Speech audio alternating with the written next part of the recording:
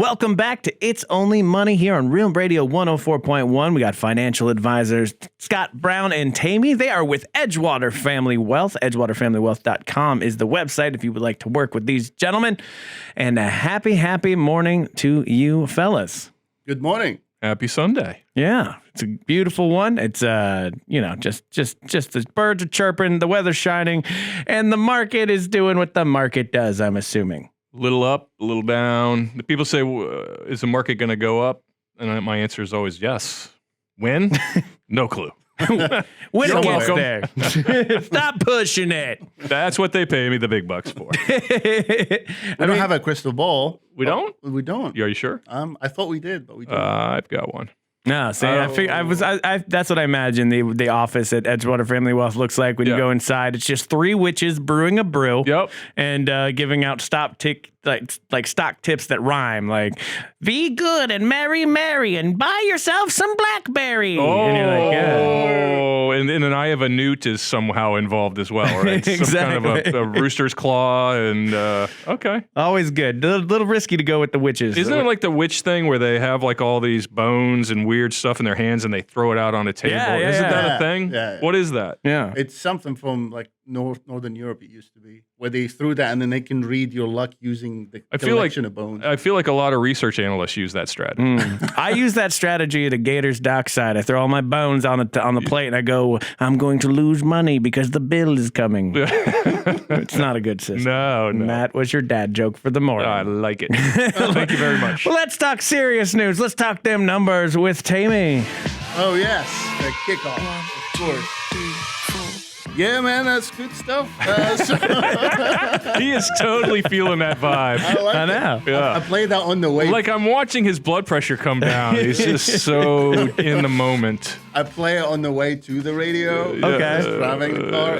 Awesome. It's a sweet tune. Number 17 on Apple right now. The number song? Yes.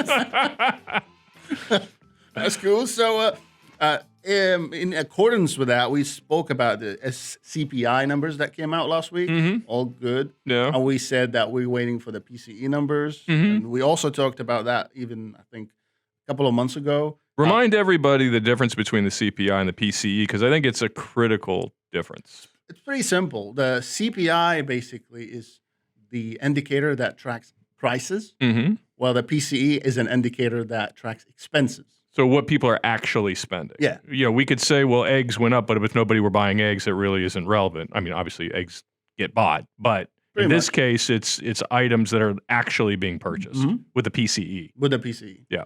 Hence, the Fed pays closer attention at the PCE than the CPI. Gotcha. Okay, so that number is coming out later this month, next week, I think, and it's very important to keep an eye on it. So everybody should keep an eye on it. Yeah, watch it closely. Yeah. Ryan, are you watching? I only watch CSI numbers. Yeah. Why not? Yeah, well, there is an autopsy afterwards, so it's very similar in that's that what I way. like. Yeah, Is it the same with these numbers where it's always the celebrity guest? Yes. That's the problem? They're Okay. always guilty. Yeah, Yes, exactly. yes. For some reason, this week it's Richard Gere dressed as eggs, and you're like, yeah, that's the problem. Yeah. I blame most things on Richard Gere, actually, now that you mention it. Yeah. I don't remember last time I saw him in a movie. Richard Gere? Yeah. Yeah, I don't know. He's up on a hill in the Himalayas I somewhere, don't know think. why that was the celebrity that comes to my mind. Richard too. Gere. I have not thought about Richard Gere in like 20 years. Well, I to mean, be honest listen, with you. who else would come to mind when we're talking economics? You're But right. Richard Gere, an officer and a gentleman. All right, let's go. Let's get off this. This could go very horribly wrong. We're about 5 seconds away from a reference from fifth grade. I'm not doing it. Yeah, don't do it. No, let's not go there yet. Yeah. Right. So housing also, interesting number is mortgage rate has dropped. Yeah. Down to 5% almost Nice. from 6%, which is kind of weird for the environment we're in right now. Yeah. It should be only climbing up. Instead, it dropped. Yeah, because house prices have not gone down. No. Not even a little bit. I think my house is worth more since the last time we talked. Well, demand has dropped off, so that's part of it's a simple supply and demand issue. That plays a major part. Yeah, we've seen inventories rising. We've seen home sales slowing. And these are all, again, byproducts of the medically induced coma that we have from the Fed. So it's meeting their objective. And I would say the landing so far, knock wood, knocking on my forehead here, is is playing out. I mean, we are seeing a soft landing. Will it continue to be soft? Who knows? But at this moment, the wheels are touching down somewhat lightly. Yeah. The first GDP estimate that came out 2 weeks ago indicated that. Mm-hmm. Now we wait for the second and the third estimate. Yeah. And to confirm that or not. But so far, yeah. Yeah. So on that note, Florida, the great state of Florida. Mm-hmm. So I know it's great because I've seen a lot of political ads that say Florida's great. Yes. So we've really opened up and saved the country, if not the world. They are welcome, by the way. Yeah. The rest of the world. They don't know what we're doing. We're doing a lot of things. We're doing a lot of things. Anyway. So 3 days now is the number of days on the market on median for houses in Florida has increased from last month. So a house now is spending 3 more days on the market, which is another indicator that housing is slowing down, right? Because before that, we used to have houses even going less and less in numbers. Yeah. It used to be like 15 days on the market, 12 days, 5 days. Now it's going further and further, which is good. Is that solely at the middle to the lower end of the market? Because I feel like anecdotally from people I'm talking to, and granted some of these people are folks of means, but the higher end of the market where cash buyers tend to be, I mean, houses are still going in a day. Like I've had 2 clients sell homes in the last month or so, and they literally were listed and gone the next day. Yeah, cash buyers are a totally different story. Yeah. These are not captured usually in the data. Yeah, I wouldn't think so. But these are everyday folks. Like they're like, all right, they're weighing. Again, we've said this many times in the show, but if you're going to finance a home for 30 years, which most people do, I certainly did when I was young. You're like, all right, my payment's $1,400. Me and the missus, me and my significant other can handle this, and then it turns into $1,800. Now you're like, I don't know if we're ready to make that move. So it does play a role in a lot of folks' minds when they go to make a purchase. When you guys say cash buyers, does that count like the corporate buying, like the Berkshire Hathaways that are like now they buy up houses? I don't know how that's included in the data. They are technically cash buyers. And what he's talking about is there's a lot of companies out there that literally go into residential neighborhoods and buy 5. In Orlando would be a great market for that. It'd be about 5, 6, 7, 8, 10, 15 houses. Driving up everybody's prices in the neighborhood, by the way, and their property taxes, which upsets folks, understandably so. But if you're in South Orlando, a corporation might buy 10 houses in a tract, right? Because now they Airbnb them or they rent them out and whatever. It's literally a corporate strat. There are REITs, real estate investment trusts now, that solely own residential property, which I find when it started, and it started actually in 2008, and then of course got squashed for a minute and now is back.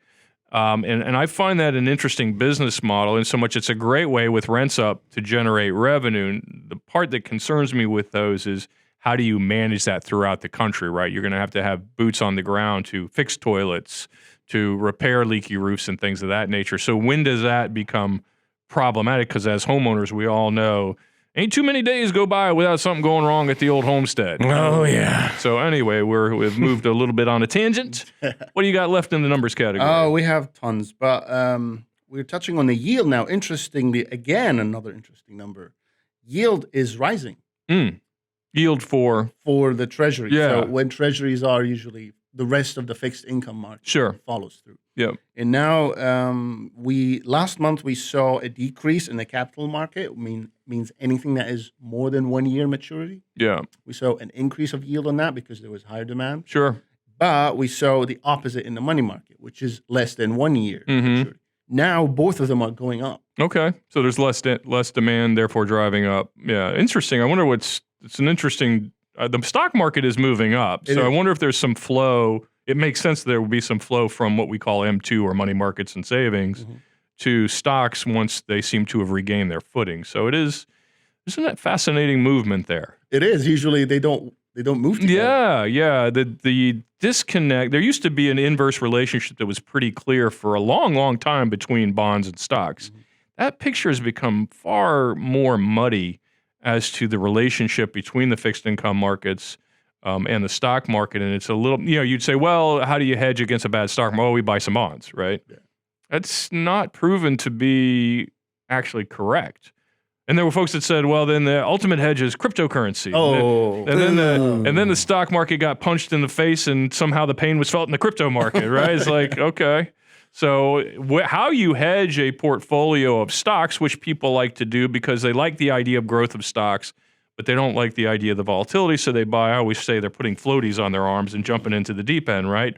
Just in case something goes awry, I got these floaties on my arms, and a lot of times those floaties are bonds. But now that's a little bit harder to predict. It is. The correlation was almost solid for quite some time. Yeah. Now you can't put a number on it. Yeah, because sometimes stocks and bonds go up at the same day. Yeah. And sometimes they go down on the same day. So we'll figure that out at the break and let you know what the outcome is when we get back. We'll be right back with more It's Only Money here on Real Radio 104.1. Welcome back to It's Only Money here on Real Radio 104.1. We've got Scott Brown. We've got Tammy. Hey. There with Edgewater Family Wealth. EdgewaterFamilyWealth.com is the website to go to get a hold of everybody. Plus, they have an amazing blog section as well. Financial Talk with Tammy that's what you can find there for all the finheads in the audience. I know most of you finheads are out there. And we were still going through those numbers with Tammy. Oh, yeah, of course. Steve just made his day. He gets the numbers music twice. Yeah, man. That's the best day of the week. So to touch, last thing to mention about yield is we looked at the difference in the yield between now and just in December 31st, so just a year from now. Yeah. Year to date yield, and prepare here, we've got some like triple digit numbers. Uh-oh. Yeah, so for the 30-year yield, Yeah. We went up 66%. Yeah. For the 20% yield, it was 75%. All the way, and it's all keeps going up and up, all the way up to 1 year, we're 780% up on the yield. I'm not sure why he gets applause. He didn't do that. I don't know. It felt like an applause He's just moment. giving you the information. So, but let's clarify. Why not? That's a little confusing, though, because people will say, like, well, wait a minute. Does that mean that you earn those? No, he's not saying you would have earned that return. What he's saying is the increase in the yield, say from 1% to 2%, theoretically would be 100% increase in yield, right? So it's not the return. And I think a lot of times when people listen to shows like this, or they watch CNBC or Bloomberg or whatever their favorite, information network is, these terms kind of just fly over their head, and they're like, I don't even know what was just said. So to back up for a second, what you're saying is the yield on a 1-year treasury, or the yield on a 3 or a 5 or a 10 or a 30 has gone up by these percentages, which basically means like where we at on the 30 right now? We are 3.15. Yeah, so that probably went up from about 2-ish not that long ago, right? So 1.9 now. Yeah. So hey, look at that guess. So I would win on price. No, I was over. So I wouldn't win on the prices, right? Would I? No, the rules you can't go over. Damn it. Well, it's close. Yeah, but you can't go over. Oh. Yeah, that's how it works. So the yield on the treasury went from 2-ish to almost 4, meaning that was 100% increase. They didn't earn 100%, but their yield went up 100%. I think that's a critical distinction to make. Of course, yeah. And on the 1 year, it was 0.37%. Now it is 3.3%. Yeah, and why do we even care about treasuries? I mean, I think it's important for a couple of reasons. The primary reason actually being that we consider treasuries to kind of be the risk-free rate of return, right? And whether that's usually the 10-year is used in a lot of algorithms for people to say, what do we got to get to make this work? In other words, if you're going to take risk, right, and you say, I'm going to buy stocks or I'm going to buy fixed income instruments that are not treasuries, what do I need to earn? Because I know I can earn 3% on the 30-year, right? Or even better than 3%. And you say, well, what do I need to earn for me not to buy that treasury, right? Because that's more or less a guaranteed rate of return. And I don't want to get into the, for now, or the world's going to end, or politics and all that nonsense that people want to spew out. But let's assume that is the risk-free rate of return. Then you say, well, is it worth it to get 5? Am I reaching for 5? Is that worth it to take the risk? Because some people would say, no, it's only 2% more, and that's not worth it for the risk. Well, what if we could earn 6 or 7 or 8? And that's, historically, that's the conversation people have to have, which is why when you have low interest rates like we've had for the last 20 years, and many would argue, myself included, part of that is the Fed has been over aggressive in terms of throwing money into the system. I think we can all agree on that, no matter what team we're rooting for, right? Mm-hmm. And the byproduct of that is the stock market's done great because you couldn't earn anything anywhere else, right? If you were going to earn half a percentage point in a CD or a savings account, you're like, well, I might as well give it a whirl because I can't get by on 0.5%. And now the argument has come back to, well, if inflation's going to end up being around 4 or 5%, which is kind of looks like where we're heading, you still can't do the Treasury because you're below the inflation rate. So that's whenever you're having a conversation about risk is what is the inflation and what is the guaranteed rate of return I can get, and what risk is worth taking. Yeah. Right. So I think that's people hear us spit out these Treasury numbers and wonder why are we talking about that? And that's kind of how our minds work when we're talking to a client is here's a risk-free rate of return. Here's where we can turn on some risk. Here's where we can turn on some other risk. What makes that worthwhile to you, Mr. or Mrs. Client? Exactly. Yeah. And now there's also the risk part, which we call the volatility, that measures on top of that to understand. So you're saying we have a client who wants to earn 5% while the risk-free is 2.9. The next question would be, well, how risky it is. Right. Right. And then to go your point is, well, is it worth the risk?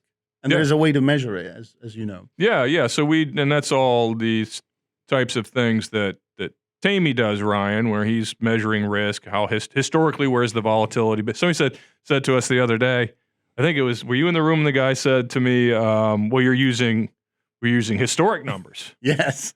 As opposed to what, futuristic? So I was I was standing in front of a group speaking, and I said, here's basically the assumptions, and he's like, wow, you're using history. And I'm like, what else am I going to use? You want me to use made up numbers? We go back to the chicken bones. We're throwing I don't know what you want me to use. What other tools do I have at my disposal? Have you at least consulted the chicken bones? I don't have the time machine. I haven't flown to the future and come back. So I just thought that was hilarious. He was very unhappy with me for using historic data to make future predictions. Surprisingly, yeah. So last thing, we're talking about the numbers here. Earnings season is over. We have almost all the companies in the S&P. They reported their earnings, and 77.6% almost reporting above expectation. Wow. Which, the average in the past 30 years was 66%. So not only did we have a lot of companies reporting beating their estimates, it was a higher percentage than normally beats their estimates. Yeah. Because a lot of companies beat their estimates because they kind of downplay so that they can look like heroes in the end. So we're used to that game, but this is an extraordinarily large beat, if you will, this time. All right. Away from the doom and gloom scenario that we had. There is no sadness on this show. Yeah. It's only optimism. That's all we're doing here. And the reason for that, I've come to realize as I'm looking around, is the beards. There is a lot of beard wisdom in this room. Nice. I'm thinking about it. I'm like, have I seen a depressed person with a beard? Right. Like a good beard. Like I'm not talking scraggly. You haven't cleaned yourself in a while. But if you have like a good manicured beard, I don't know. I've never met a depressed person. You can't be unhappy. No. Like, picture the guy with the handlebar mustache. No. That guy's never unhappy. You can't be unhappy and have a swoop-de-doop mustache. No, it's impossible. I challenge anyone to have a swoop-de-doo mustache and be unhappy. Have to try that. In the office, just... Now, I'll be unhappy because my wife will throw me out. But that's Have you ever had a big old beard? It usually gets to medium, and then I start getting a lot and I had one that was down to about my nipples once. Nice. And I met a billionaire, and it was and I took a picture with him, and then I looked back at that picture and was like, I look ridiculous. You were full-blown hipster? Well, it was what I was doing was I was growing it out. So at the end of the year, I could cut it for charity. Yeah. So I did it for like a full year, and I ended up raising like $10,000 to get this beard cut off. That was worth it. That's a happy beard. Yes, but I went. My fiance works for a medical company, and it's their CEO is like a billionaire. They were doing a Christmas party, so I got dressed up. Like I had a suit on, everything, like dressed real nice. But I look like Duck Dynasty going to a fancy party. Like that's the only way I look. And I remember him looking at me. and then looking at her and saying in front of my face, "This is who you're with." And I was like, "Yeah, you're not." Did he say that out loud? He said it out loud to my face. Well, he heard it. It's his party. He can do what he wants, I guess. I was never more happy to get rid of something in my life than that giant beard. Awesome. Because it takes a lot of work. It is a lot of work. You got to buy fancy waxes and oils and whatnot. Yeah, that's where I probably get bored with it right there. But yeah, it is fun for a minute. Now you're a motorcycle riding, dirt bike, hill jumping, sports playing guy though. I mean, how do you factor in when you purchase like a motorcycle? Is that a family decision or is it a family decision? Is it do you look at it like a finance person, or is it just for fun? It's just, I mean, in my case, it's just for fun. I mean, you have to segregate things in your mind to some degree. Listen, I've never on this show ever been an advocate for being a miser or cutting off the cable if you don't have to. I mean, in some cases you might have to, but I think that's why we work hard and we delay gratification. So I guess this is a good segue to talk about delayed gratification, and we will, I suppose, do that when we come back. Yeah, speaking of delayed gratification, listeners, you're going to have to wait through the break. And you are listening to It's Only Money with financial advisor Scott Brown. Remember, EdgewaterFamilyWealth.com is the website if you want to get a hold of these gentlemen. They are great to work with, and we'll be right back with more It's Only Money here on Real Radio 104.1. Welcome back to It's Only Money here on Real Radio 104.1 with financial advisor Scott Brown. Tammy is here as well, and they're with Edgewater Family Wealth. EdgewaterFamilyWealth.com is the website to get a hold of them. Also, they have an amazing blog and other things you should check out. Plus, you can order Scott's book there, which I think he wants you to buy. I do. From the title. I'm always buy 10 confused. copies for your friends. There you go. Yeah. It's also if you have Kindle, you can read it for free with the Kindle Fire account. I don't know how that works with my get rich quick scheme is falling apart very quickly. But we were talking about delayed gratification before we went to break, almost like I planned it like that. You did. And delayed gratification, Scott, what do you mean when you say that?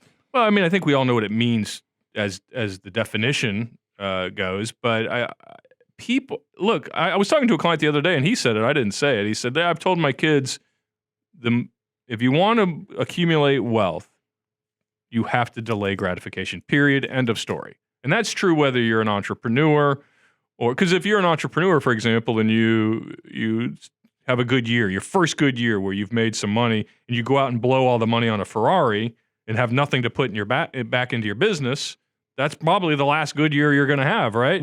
Because you haven't reinvested some of the profits. And for some people, it's reinvesting time or money or whatever. But if you can't delay gratification, and we have a societal problem, unfortunately, that is kind of consumer-based. Remember at 9/11 when George Bush famously said, go shopping, right? Yeah. Go keep the economy going. And I get that, and I'm not criticizing that on the whole. I understood where he was coming from. But that is our mentality. It's spend, and deal with the ramifications later. But if people just took one, I'm not saying you have to be a miser, but the difference between a person who, let's say, makes $60,000, $70,000, $80,000 a year, who accumulates $1 million, and another person who makes the same money and accumulates less than $100,000 is simply a couple of habits. And I know a lot of the ones that haven't accumulated and a few that have. And it's just a savings discipline or a putting off gratification. I came up with this example I was talking to Ryan about before the show, and I was thinking of buying an iPhone, right? So we agreed if an iPhone costs about $1,000, right? Am I on pace with that? With inflation, too. Yeah. We got that new one coming out next month. Right. Yeah. So this is a good time to talk about it. Mm-hmm. And Apple won't like this discussion, but I'm going to go through with it anyway. Is a lot of people buy a new phone every year, right? I know people like that. I'm like, what? Why? First of all, don't you have to change all the stuff and get rid of change the buttons and anyway, forget the technology, the cost. So what if a person who bought a phone, they went to the AT&T store and they bought a phone, and then the next year they bought another phone, and the next year, instead of doing that, they bought a phone and then waited to the fifth year to buy the next phone, but they took the $1,000 that they were going to spend on the phone and they put it in AT&T stock. Now, let me be clear for the lawyers at home. I'm not recommending AT&T stock. This is just an example of what you can do when you save money, right? So If you put $4,000 away and then bought another iPhone, and then put another $4,000 away and then bought another iPhone, so meaning every 5th year you bought an iPhone and saved the $8,000 in that 10-year time frame, at 7 or 8%, you would have about $15,000 at the end of 10 years. Are you with me still? Yeah. All right, so we have bought 2 iPhones in 10 years, but we have $15,000 in the bank. Now, here's the fun part. AT&T stock, Ryan, pays a 6% dividend right now. You with me? Okay. So that would pay you somewhere in the neighborhood of $900 on $15,000 per year. So by delaying gratification in that example, at the end of 10 years, your whole phone's almost paid for by the AT&T stock that you bought, right? Wow. Now, let's go out 10 more years. Now, at the 20-year mark, at the same similar return, you would have $50,000. $50,000 at 6% is $3,000. Mm-hmm. Now, the stock will buy your phone and send you on a 7-day Mediterranean cruise. Wow. Maybe Caribbean cruise, but on a cruise nonetheless for 7 days. Still cruising. You're still cruise cruising, is good. right? So your money, the cliche is let your money work for you. You don't work for your money. This is an example of how the difference between one person and another. They don't make more money. All they do is buy their phone in longer increments. They wait 5 years instead of buying one every year because they're not driven by the need to show their friend they got the new phone, right? And then you get to the end of 30 years, same return, same stock, you earn the same 6 or 7% a year. Now you got 150 grand. All you did was not buy a phone every year. That's all you did, and invested the proceeds that you would have spent on the phone into AT&T stock in this example. At 6% dividend, who knows whether it'll still be 6% or not, but we're just giving an example here. Nobody squawk. You would have $9,000 a year, right? So you buy the phone, you go on the Caribbean cruise, and according to Ryan, we can buy a really nice trip to Hawaii with the remaining $6,000, right? So That's beautiful. Now your money is paying for your phone, it's paying for your trips, and then people try to, well, how do people in retirement do this, that, or the other? That's how they do it. They save money. They don't buy a car every 2 years. They buy a car every 7 years. They don't buy a phone every year. They buy one every 5 years. They don't get new sneakers every single time some fancy Jordan pair comes out, right? They wear the same cruddy, they used to call them Bobos when I was a kid. I don't know what they call cruddy sneakers anymore, but they were Bobos, and if you were wearing Bobos, you got made fun of. But that's really not the point here. Yeah, see, you made your own counter argument. I know, I did. Dude. Right there, I was like, traumatized by that. Look at you with your iPhone 7 and your Bobo shoes. I wonder what Bobo's dividend is. Bobo's probably doesn't pay a dividend. But don't we need all these people out there buying the stuff every year to keep the economy going so the money gets made? Well, here's the secret, Ryan. Tell me, now I am please. going to give you a secret. Finally. They're going to keep doing it. Just don't the people listening to this do it, right? Because I could spend the next 24 hours preaching the gospel here about saving and doing. Most of you aren't going to listen. That's the problem, because this requires discipline. And ain't nobody like discipline, right? No. They wanted instant gratification. They want a diet pill. They want six-pack abs tomorrow. They want it all fixed right now, right? And what I'm here to tell you is just a simple, tiny turn of the screwdriver on your behavior will get you where you think you want to go. It won't be sexy. It won't be like, every day is fun and exciting like when you're getting your Amazon packages, which is a whole nother problem, right? You can just... So fun. I've been in people's homes. This is sad but true. I had a client many years ago who retired. And they weren't of real big means, but they were of means. They had saved enough to be comfortable. And over the years, I would go to his house, and as the time went on, each room was filled with boxes, Amazon boxes, most of them unopened. He literally had an ordering addiction. He'd just see something, he'd order it, right? And it's bizarre how it's almost this dopamine fire people get. They're like, oh, I could buy that thing, and tomorrow it's going to show up, and it's going to be awesome, right? It's almost like a gambling addiction to me. So, and we're getting off course a little bit here, but it's really the same point. The point is, if you can delay gratification at anything, right? It's even physically, right? If you can delay eating cookies, maybe you have your cookies on Friday and maybe on Sunday afternoon, instead of having your box of Oreos every night, You're delaying that gratification, but your health is the benefactor. Your answers, though, are just not sexy and fun. I know. But that's what always strikes me when you guys talk is like, there seems to be an answer. Here's the answer, but you're not going to like it. It's like when you go to the doctor and he's like, you need to lose here. I'm going to tell you how you're doing. Your cholesterol is too high. You're 60 pounds overweight. Your blood pressure is too high. Yeah, doc, but really, what, you got a pill or something for me? Because I got to get rid of that stuff. Is your job like a doctor where, like, I mean it in the way of, like, when I go see my doctor, all I do is lie to him about what I do with my health, and especially, like, the dentist. You floss. Yeah, of course I've been flossing. But he knows over this. So you can look at somebody's, like, their whole portfolio and everything and be like, you liar. Like, I've got all this right here. Why are you lying to me? Yeah, no, I can see it. Like, oh, yeah, I do a lot of research, and I only got the best, and I read Kiplinger, and I read the Wall Street Journal, and no, you didn't. No, you're not. And no, you don't. Right? Because when I look at the stocks, they got like technology stocks from 1999 still. Juniper Networks and who knows what. Pets.com is going to make it. It's going to come through, yes. Just wait. Yeah, you'll see. But yeah, no, people, once I look at the account, I can see the behavior, and I can see the returns, and I can see when they did what. So yeah, a little bit like a doctor. I can kind of look at the x-ray and say, yeah, you're kind of fibbing. Yeah, I guess your health and your financial health are kind of intertwined at a certain point.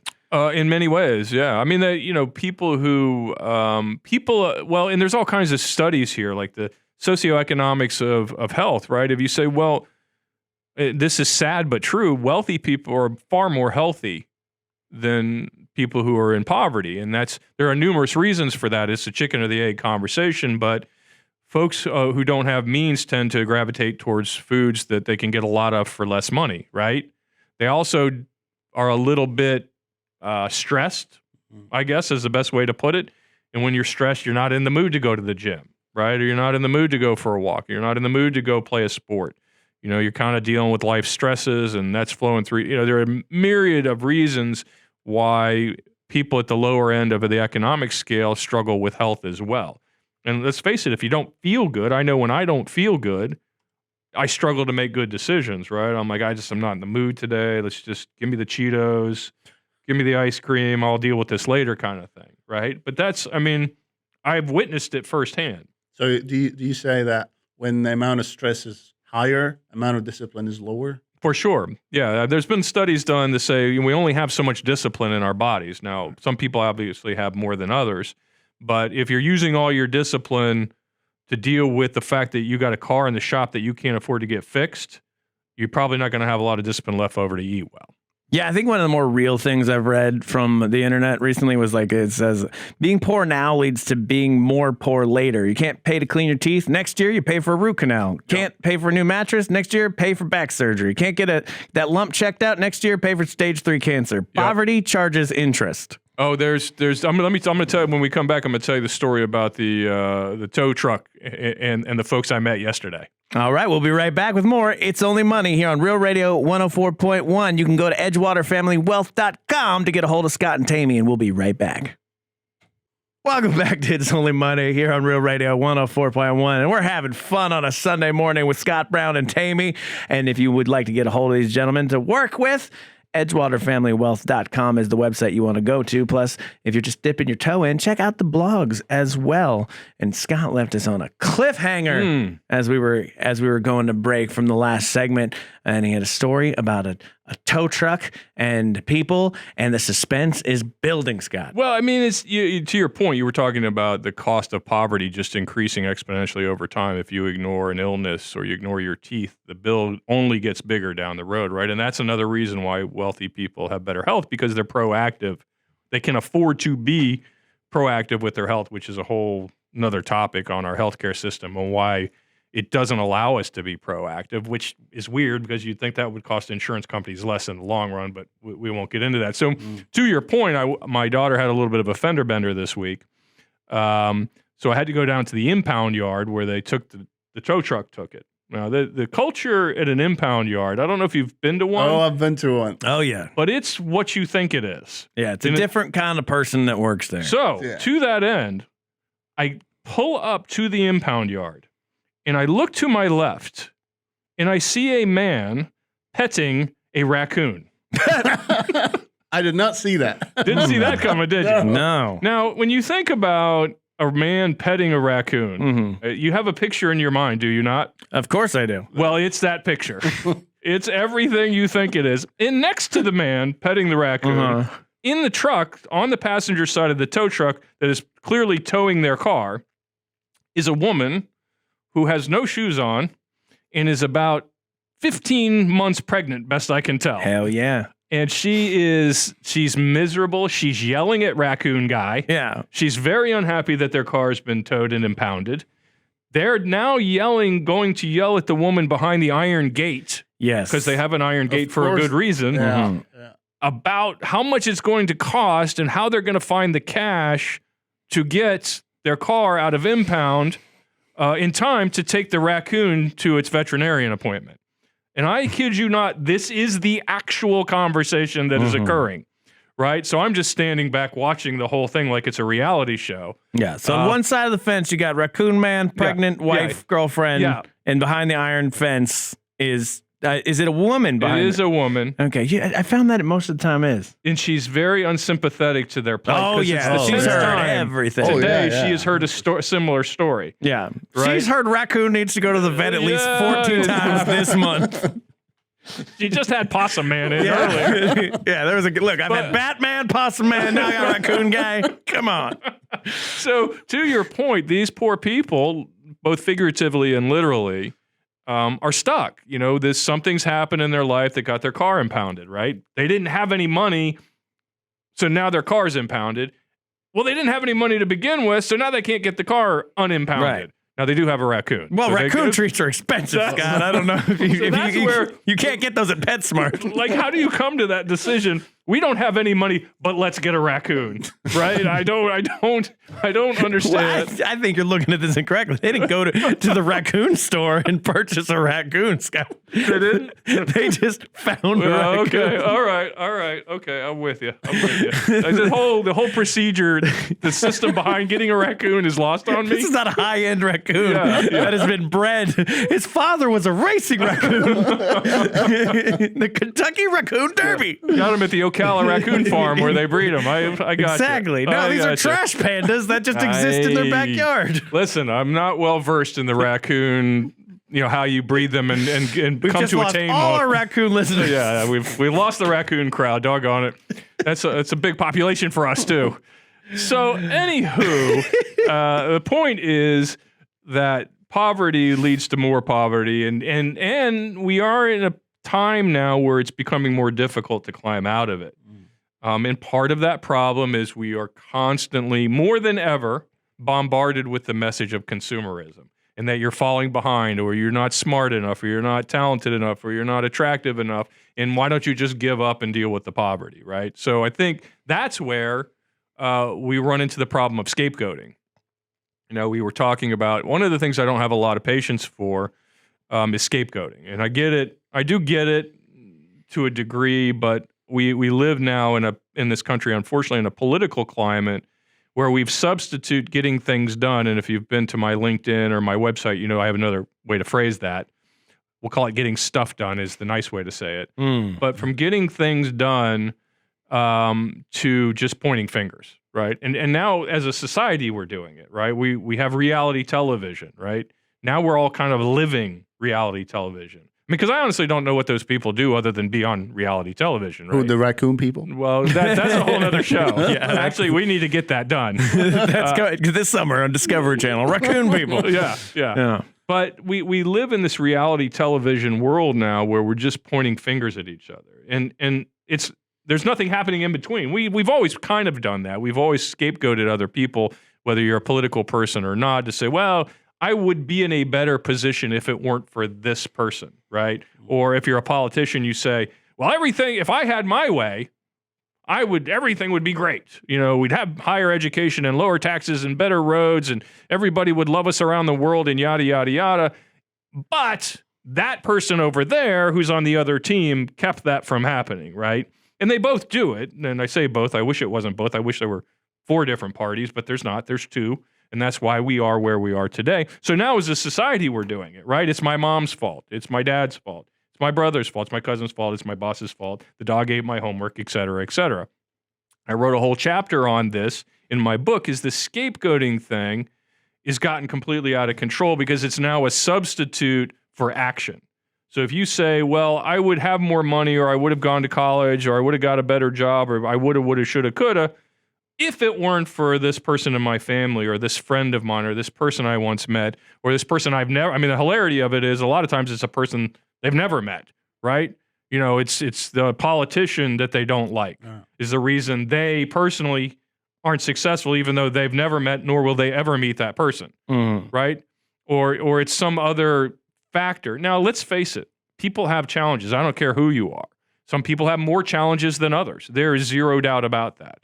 But at the end of the day, whatever your challenge is, somebody's overcoming it right now. So your challenge to wealth is mostly lack of discipline. Yeah, you could say, well, I don't have enough money to save. Right, but you can start taking steps today that in 5 years you will be able to save, right? Whether that's getting a better education, or working an extra job, or driving an Uber in the afternoon. I was talking to an Uber driver yesterday, which is something I do regularly. When I'm in an Uber, I'm just interested in their plight because most of them are immigrants, and most of them love America, and most of them love the opportunity, and they don't, complain. They're like, oh, no, I love it here. This guy was actually from Puerto Rico yesterday, which technically is America, and not at the same time. But so he was talking about the job he had, and it wasn't working out because he couldn't get enough hours. And he wasn't saying they don't pay me enough and the boss sucks and all this. He just said, I couldn't make enough money, so I decided to drive Uber 12 hours a day, 5 days a week. And now he's making an extra 10, 15 grand a year by doing that. So there's always things you can do. And somebody might say, well, Scott, I'm 50. What am I going to do, right? How am I going to make a difference in my life? I can't go to college. I'll be 55 when I get out. Well, how old will you be if you don't go to college? You're still going to be 55, right? And you're still going to be blaming the same person or boss or coworker or whatever. And I know I'm getting into a little bit of an ideological conversation here, but it applies to money. It applies to, you can't come to me and say, listen, this plan you built for me ain't working out. You told me this was going to be fine forever. Right, but I also didn't tell you could buy a boat every year. Right? You're not sticking to the plan. I'm not the scapegoat. I am the scapegoat, but I'm an incorrect scapegoat. If I told you could spend $78,340 a year, and that was this percentage of this account, and then you spent twice that, that's on you, right? So again, whether you're saving, you could go, a lot of people say, well, I'll save later, or I don't want to put my money, I don't know if I'm going to be at this company, or I don't like my boss, or the weather's not good today, so I can't contribute to my 401. Listen, there's a myriad of people to blame and a myriad of dogs to eat your homework. But at the end of the day, it's up to you. And I'm growing increasingly, as you can tell, frustrated by folks who have been convinced it ain't their fault, right? Now, to be fair, some people have been oppressed. Some people have been put in bad situations and people have taken advantage of them, stolen their money, or they've had health conditions. And so I'm not saying it doesn't happen, but on average, people largely have control over their situation and their financial well-being. So they're like at your office, if somebody works with you, and then you're like, okay, stick to this budget, and they don't. It's not like there's a bell, an alarm that goes off in your office. It's like, brrr, brrr, Karen spent too much money this month. Call her. We should get that. Yeah. We scramble. We go down a pole. We run out. Yeah. Like firemen. That's what you need to do. Yeah. And you're financial 911, and then you come and help them out. It could be like the Ring thing, like the alarm you have, alarm at your house where somebody goes awry on their key fob or their wallet. I show up. Oh, hey, what are you doing? Well, I think you should implement that at some point. But from what I understand, it seems like nope. You give the directions and people can choose to follow them or not. That is a fair statement. Well, if you want to work with Edgewater Family Wealth and get those directions, those really good directions that you should follow, go to edgewaterfamilywealth.com and get a hold of Scott and Tammy. Like I said, they have an awesome blog there as well. And we have spent another Sunday just trying to get you that monies, baby. That's right. Absolutely. I don't know why I phrased it like that. I've never said that before. But it's the beard. If you've learned anything today, don't buy a raccoon. No, that is what we've learned. This has been It's Only Money on Real Radio 104.1. We'll see you next Sunday. Yeah, and clearly people are rich, right? Or wealthy. You don't have to be rich. I like the term wealthy better. I mean, to rich reminds me of like the Monopoly guy or something. But, you know, they're people, they're regular people. Now that guy I trust. Yeah, See, the problem, Scott, you don't have a monocle. Monocle is, now, if you give me a guy with a monocle, I mean, like, I'm all in. What was his financial advice? He said buy Park Place? Where is that? Where is that? I can't find it. Tune in to It's Only Money with Scott Brown from Edgewater Family Wealth, Sunday mornings at 7 on Real Radio 104.1. Raymond James Financial Services, Inc., member FINRA SIPC. Edgewater Family Wealth is not a broker-dealer, is independent of RJFS.